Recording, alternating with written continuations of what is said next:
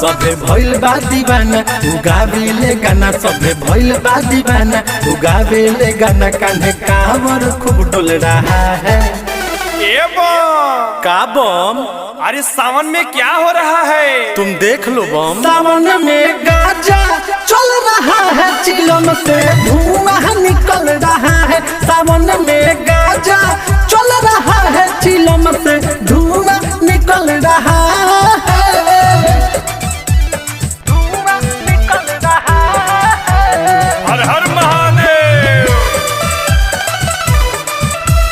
धुआं निकल रहा है। बोल बा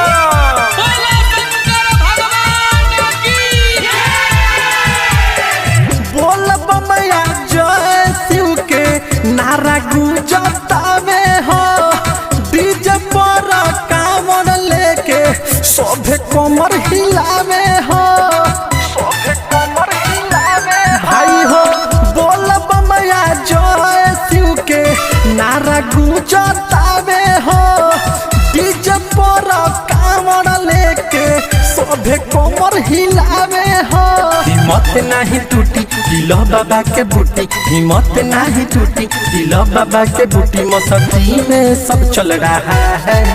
अरे ए बम बच के रहना और दूरी बना के चलना, कोरोना का महामारी चल रहा है। सावन में गाजा चल रहा है, चिलम से धुआं निकल रहा है। सावन में गाजा चल रहा है, चिलम से धुआं निकल रहा है।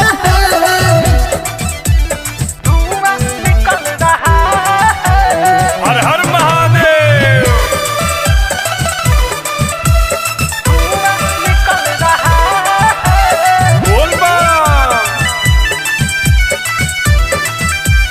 हाँ हाँ हाँ, चारों ओरी गूंजतावे महाकाल के नाम हो।